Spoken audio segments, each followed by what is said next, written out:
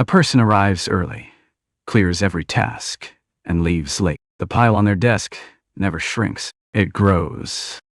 Being good at your job matters, but thinking that competence alone moves you forward is where most people quietly go wrong.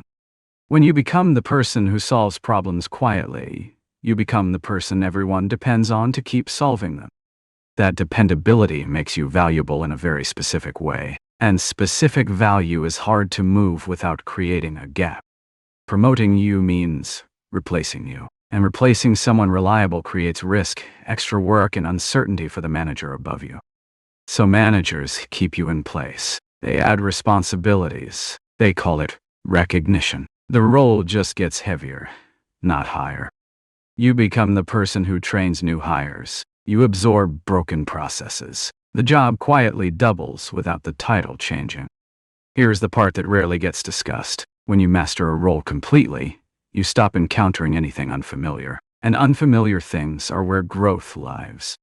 Efficiency feels like mastery, but efficiency is just repetition with less friction. The skill set stays the same size while time keeps moving.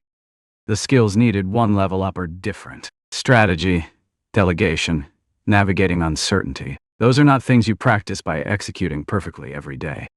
Performance reviews confirm you are excellent. They almost never confirm you are ready for the next role. Those are two completely separate evaluations.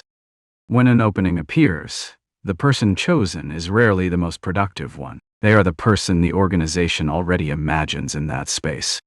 The longer you stay in one role, the more the organization treats your presence as confirmation of your category. Tenure becomes a label, not a credential. If you want to understand how organizations decide who grows, subscribing to this channel means you will see more of these mechanisms explained simply and clearly over time. Being low maintenance makes you easy to overlook, not because your work is invisible, but because your absence from certain conversations is invisible.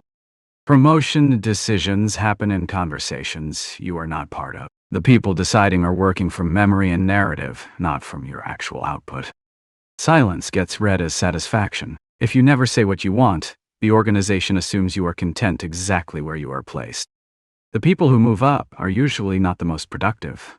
They made their goals visible. They asked directly. They created a small, honest sense of urgency around their own growth.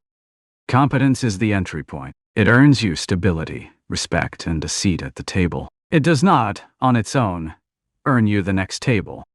The strategy is what you build after you are competent. You begin allocating some effort toward the skills, conversations, and visibility the next role actually requires. Staying excellent at something that no longer challenges you is not growth. It is a very comfortable way to remain exactly where you started. The trap is not failing at work. The trap is succeeding completely, at a level that was never going to take you where you wanted to go.